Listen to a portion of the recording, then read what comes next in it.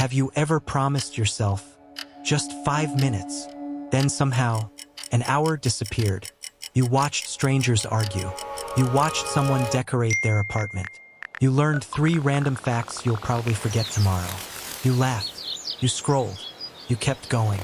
Then you looked at the clock and wondered where your evening went. Now here's the strange part. Most people think this happens because they're addicted to their phone. But what if that's not the real reason? Think about it. Your phone isn't just competing for your attention. It's competing with your life. And right now, for millions of people, the phone is winning. Not because they're weak. Not because they have no discipline. But because their real life feels too predictable to compete. Imagine 2 options. One offers endless surprises, funny videos, interesting stories, new ideas every second. The other offers laundry, emails, traffic, and washing dishes. Which one do you think your brain will choose? Exactly. So maybe the real question isn't, how do I stop scrolling? Maybe it's, how do I build a life that's actually more interesting than my phone? Because here's something fascinating. People who rarely scroll all day usually aren't forcing themselves not to. They're simply too engaged living their own lives. And today, I'm going to show you 7 psychology-backed shifts that can slowly make your real life so rewarding that checking your phone becomes an afterthought instead of a habit. But before we talk about changing your life, we need to understand why your brain keeps choosing the screen in the first place. Chapter 1. Your brain doesn't want your phone. It wants something else. Imagine it's Saturday afternoon. You have absolutely nothing planned. No deadlines. No appointments. No responsibilities. Sounds relaxing for about 10 minutes. Then something uncomfortable begins. Your mind starts searching for stimulation. Without even thinking, you unlock your phone. Not because you had something important to do, because your brain hates empty space. Here's what most people misunderstand. Scrolling isn't usually the goal. It's the escape. From boredom. From uncertainty. From that strange feeling of not knowing what to do next. Psychologists have known for years that the human brain is naturally drawn toward novelty. Thousands of years ago, that instinct helped us survive. A new path could lead to food. A new sound could signal danger. Curiosity kept our ancestors alive. Today, that same instinct is being used against us. Every swipe promises something new. A different face. A different story. A different surprise.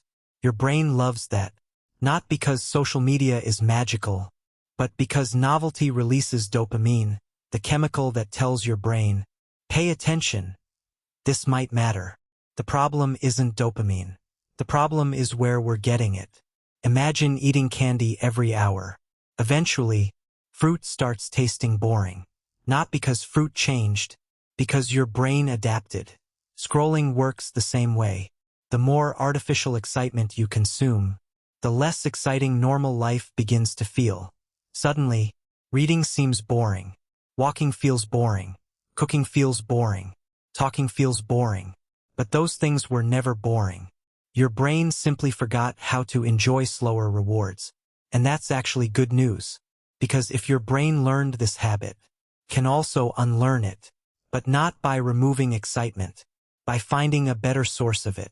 And that's where most people make their biggest mistake. Chapter 2. Stop chasing entertainment. Start creating it. Here's a question.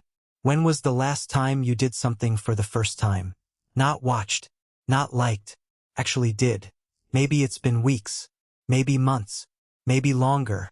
Here's something surprising. Most adults accidentally stop collecting first experiences. Their days become copies of yesterday. Same alarm. Same breakfast. Same road. Same conversations. Same evening. Same scrolling. Then they wonder why life feels repetitive. Of course it does. Your brain isn't craving social media. It's craving novelty. The difference is enormous. Imagine 2 evenings. In one, you spend 2 hours scrolling. Tomorrow, you'll barely remember any of it. In the other, you try making homemade sushi for the first time. It doesn't look perfect. Rice falls apart. You laugh at yourself. But years later, you'll probably still remember that evening. Why? Because experiences leave memories. Consumption usually doesn't. That's why people often say, I don't know where this year went. Not because time moved faster, because too few memorable moments happened. Here's a challenge. Every week, create one first. Visit a place you've never been. Read a genre you've never touched. Cook something you've never tasted. Take a different route home. Learn one simple magic trick. Start sketching. Take photos. Write a one-page story. None of these need to change your life. They simply need to remind your brain that the real world still has surprises. Because once life becomes a place where interesting things happen, your phone quietly loses one of its biggest advantages. Chapter 3. Stop filling every empty moment. Let me ask you something. When was the last time you stood in line without touching your phone? Or sat in a cafe without immediately unlocking your screen? Or waited for a friend, simply watching the world around you? For most people, those moments barely exist anymore. The second life slows down. The phone comes out, almost automatically. But here's something fascinating. Those empty moments used to be where our best ideas were born. Think about it. Have you ever solved a problem while taking a shower? Or suddenly remembered something important while staring out of a bus window? That's not a coincidence. It's because your brain has two modes. One is focused attention. The other is quiet reflection. And today, we're constantly interrupting that second mode. Every tiny pause gets replaced with another video, another notification, another endless feed. Your brain never gets the chance to wander. And when your mind never wanders, it also struggles to imagine, to create, to connect ideas, to understand itself. So here's a simple experiment. The next time you're waiting, don't reach for your phone. Just observe. Watch people. Notice sounds. Ask yourself random questions. What would I do if today was my last Saturday? What's one skill I've always wanted to learn? What made me genuinely smile this week? First, it will feel uncomfortable, almost boring. But give it a few minutes. Something incredible starts happening. Your brain begins entertaining itself again. Ideas appear. Memories return. Curiosity wakes up. And that's something no algorithm can ever replace. Because boredom isn't the enemy. It's often the beginning of creativity. But even if you reclaim your attention, there's another reason your phone still wins. It gives you progress, without actually moving your life forward. Chapter 4. Your brain loves progress, so give it real progress. Imagine playing a video game. Every few minutes, you complete a mission, earn points, unlock something new. Your brain loves it, not because it's a game, because it can see progress. Now think about scrolling.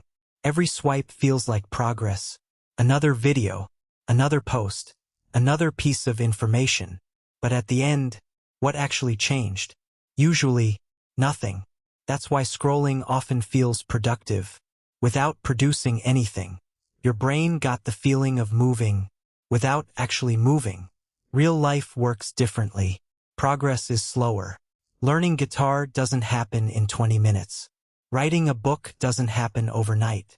Getting fit takes weeks. Building confidence takes months. But here's the secret. Real progress creates lasting satisfaction. Fake progress creates temporary excitement.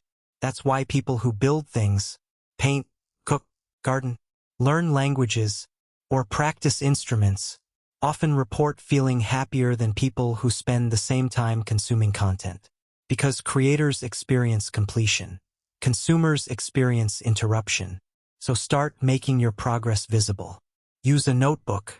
Cross off completed tasks. Track workouts. Count books you've finished. Write down new words you've learned.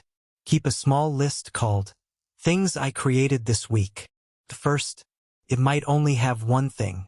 That's okay. Because your brain doesn't need perfection. It needs evidence that your life is moving forward. And once it starts seeing that evidence, the endless need for tiny digital rewards slowly begins to fade. But there's one final shift, the one that quietly changes everything. It's not about your phone. It's about the kind of person you become without it. Chapter 5. Become the kind of person who doesn't need to escape. Let me ask you one final question. If I took your phone away for an entire weekend, what would you do? Would you feel excited or anxious? For many people, the answer is uncomfortable. Not because they love their phone, because somewhere along the way, the phone became their default escape. Feeling stressed? Scroll. Feeling lonely? Scroll. Feeling awkward? Scroll. Finished working? Scroll. It's become our automatic response to almost every emotion. But here's the problem. Every time we escape a feeling, we also miss the chance to understand it. Imagine someone who feels bored every evening. Instead of asking, what would make tonight meaningful? They ask, what's on my feed? One question changes your life. The other changes your screen. Psychologists often describe habits as loops. A trigger, a behavior, a reward. Stress becomes the trigger. Scrolling becomes the behavior. Temporary relief becomes the reward. Repeat that loop often enough, and eventually your brain stops asking if you actually need your phone. It simply assumes you do. That's why deleting social media rarely solves the problem. Because the habit isn't living inside your phone. It's living inside your brain. So instead of asking, how do I stop scrolling? Try asking a better question. What am I actually looking for right now? Maybe you're tired. Maybe you're lonely. Maybe you're avoiding something difficult. Maybe you simply want to feel alive again. And once you know the real answer, you can give yourself what you actually need. A walk, a conversation, a creative project, exercise, music, prayer, reading, writing, rest. Not every uncomfortable emotion needs to be escaped. Some are simply asking to be heard. And something incredible happens when you stop escaping your life. You slowly start participating in it again. So, how do you make your life so fun that scrolling feels boring? Not by becoming more disciplined. Not by deleting every app. Not by fighting your brain. You do it by working with it. Protect your attention. Create instead of only consuming. Collect experiences instead of endless content. Allow yourself to be bored sometimes. Celebrate real progress. And most importantly, build a life you don't constantly want to escape from. Because here's the truth. Your phone was never supposed to become the most interesting part of your day. Your life was. And maybe the goal was never to spend less time on your phone. Maybe the goal was to spend more time fully awake in your own story. Because years from now, you won't remember the thousands of videos you watched, but you'll remember the places you explored, the people you loved, the skills you learned, the risks you took, the sunsets you actually looked at, and the moments when you chose real life over another endless scroll. That choice, repeated again and again, quietly becomes the life you've always wanted. So here's my question for you. What's one small thing you can do this week that feels more exciting than spending another hour scrolling? Write it in the comments. You might inspire someone else to start living a little more intentionally. And if you enjoy psychology, self-improvement, and simple ideas that make everyday life more meaningful, subscribe, because in the next video, we'll explore why modern life feels so exhausting, even when you're doing almost nothing. I'll see you there.